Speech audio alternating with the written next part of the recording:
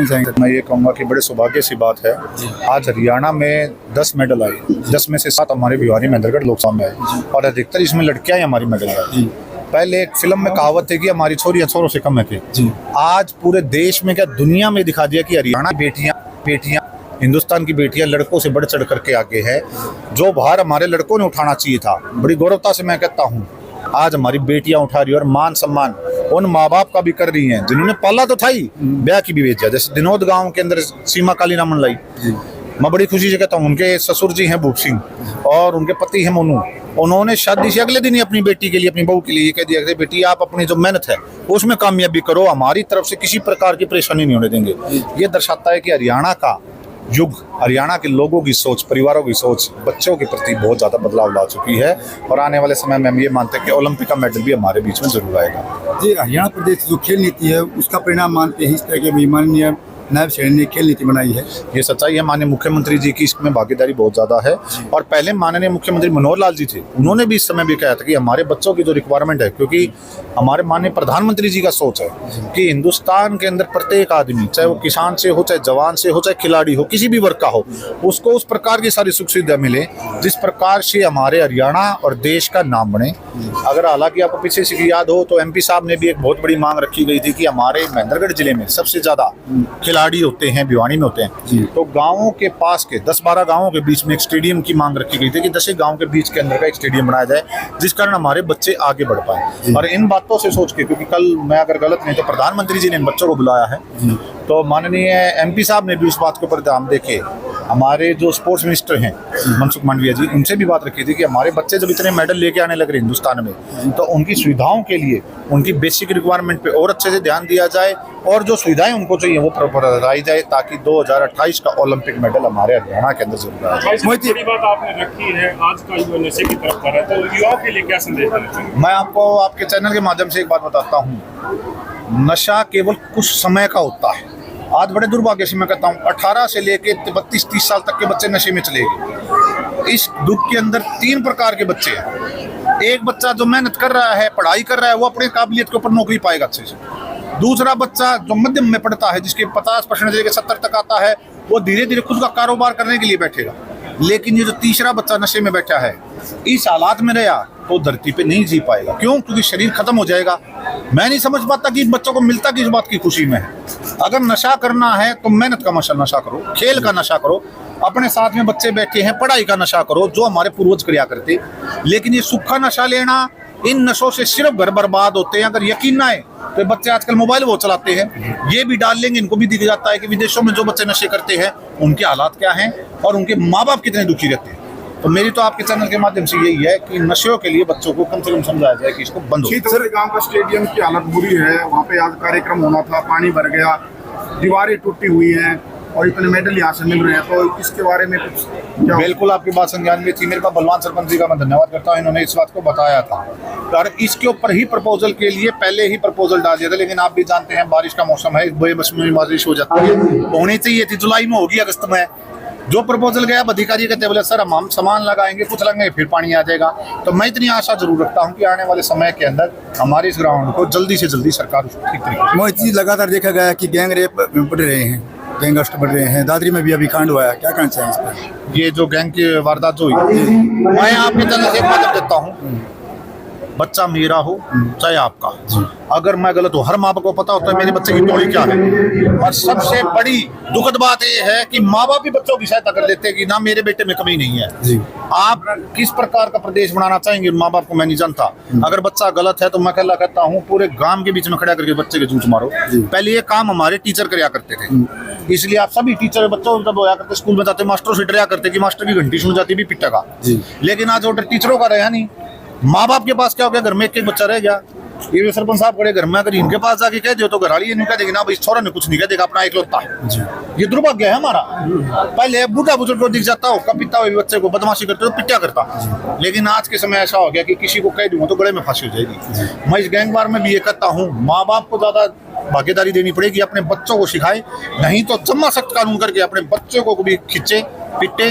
और पुलिस प्रशासन में मैं विश्वास दिलाता हूँ कि समाज को ठीक करने के लिए सख्ताई करनी बहुत जरूरी है। तो ट्रैक्टर अपने वेट करने के लिए कि हमारी पूरी की पूरी लोकसभा में जिसमें 1200 गांव उसमें से हमारे 250 गांव से ऊपर ट्रैक्टर जा चुके। उनकी सोच ये है कि आने वाले समय प्रत्येक गांव के स्वच्छता के हिसाब से एक ट्रैक्टर दिया जाए, जिसके लिए एमपी साहब ने कल ही या परसों एक MOI साइन करवाई कि तुरंत कार्रवाई में, चाहे वो DMF से हो, चाहे CSR से हो, चाहे किसी प्रकार से भी हो, तो प्रत्येक गाँव के अंदर एक स्वच्छता अभियान की तरह एक ट्रैक्टर हो, या गांव की रिक्वायरमेंट है पानी के टैंकर की हो तो उसको पहुंचाया जाए, ताकि हमारे गांव वालों की सुविधा इस चीज़ में बढ़ाए। धन्यवाद।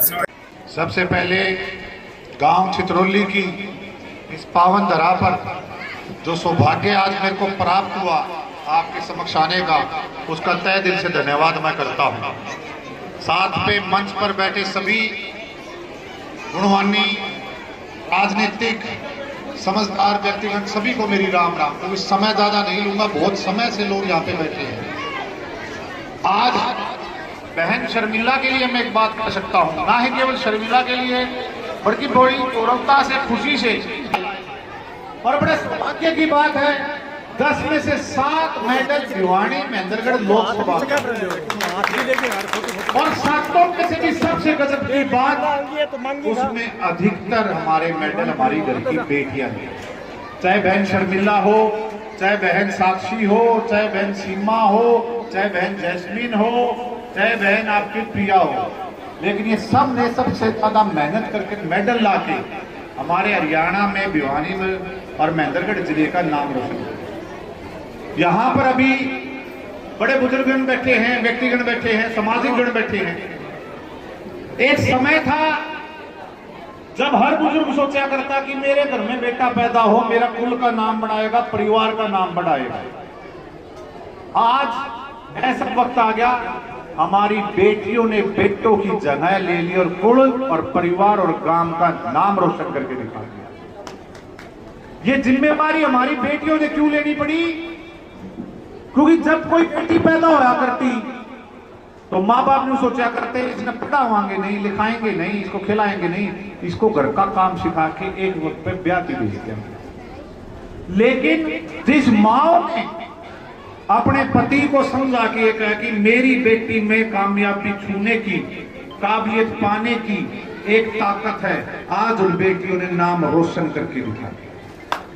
मेरी आप सबसे विनती है, बेटी पराया धर्म कहते थे, और क्यों कहते थे? क्योंकि कल के दिन बाप तो बाप होया करे, नारियल वर्ग ऊपर से बोल रहे को नहीं, भीतर तो प्यार करता ही है। और वो नारियल को जब ये पता है, जब ये नारियल टूटेगा, मेरे आंसू बहेंगे, मेरी बेटी मेरे को छोड़ के जाएगी, लेकिन जहां भी जाएगी एक कुल का, एक परिवार का, एक गांव का नाम रोशन करेगी। उसी भावनाओं से एक पिता अपनी बेटी को पालता था। पर मैं गौरवता से कहता हूं, खुशी से कहता हूं, आज हिंदुस्तान के अंदर हर बच्ची जो भी शिक्षा ग्रहण कर रही है वो ये दर्शाती है कि मेरे पिता, मेरी माँ का आशीर्वाद, चाहे वो धरती पे हो, चाहे स्वर्ग में बैठे हो, मेरे को मिलता रहेगा। साथ में एक दुख की बात भी जरूर कहूंगा, बुरा ना मानने वाले सारे बूढ़े बैठे हैं, बुजुर्ग बैठे हैं। हम जवान छोड़ा ने सबसे बड़ी कमी क्या छोड़ दी? आजकल की जवान पीढ़ी नशे के आदी हो चुका है। और ये मैं नहीं दर्शाता, सब जानते हैं, गांवों के अंदर हमारे बच्चे धीरे धीरे नशे के आदी बन गए। और ये नशा पहले तो होया करता, आदमी थोड़े बहुत होका पी लिया करता, लेकिन इंजेक्शनों का भी लग गया।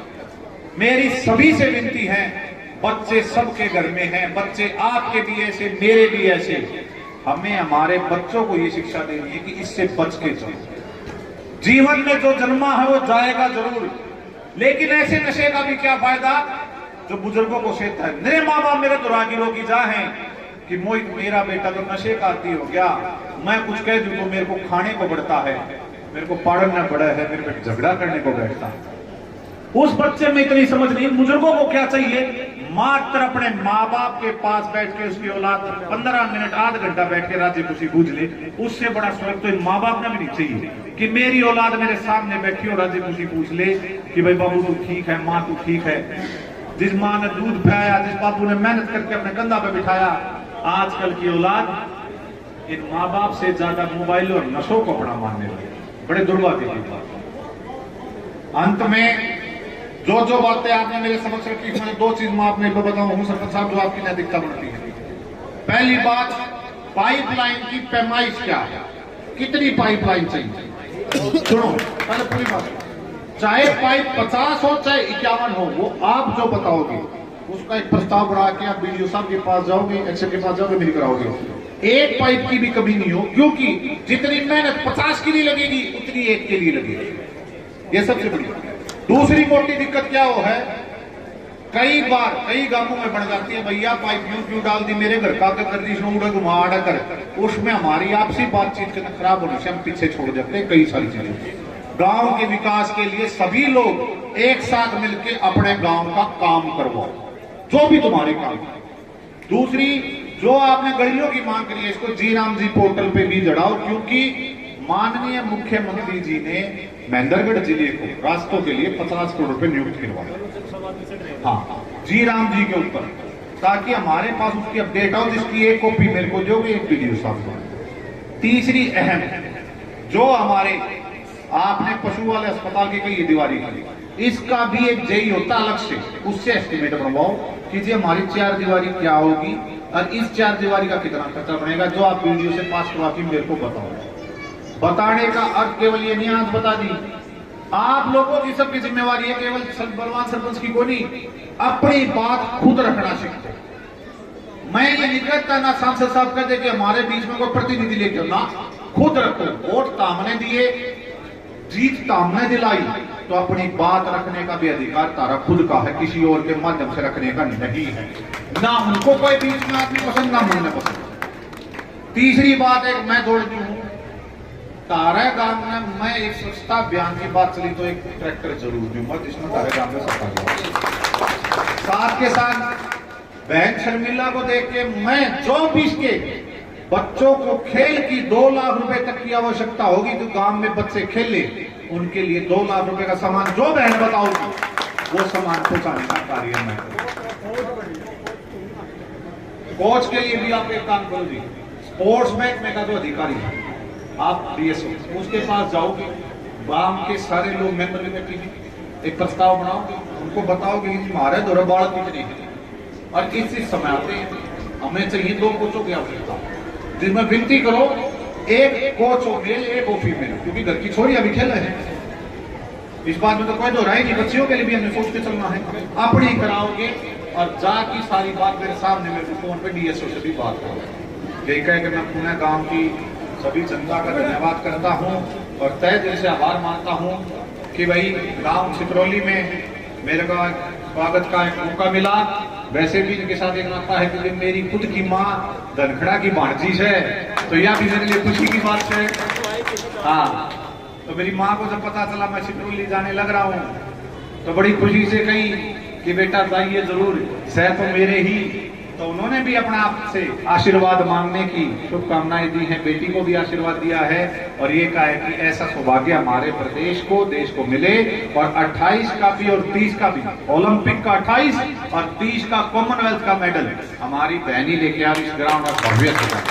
ये कह के मैं आप सबका बहुत बहुत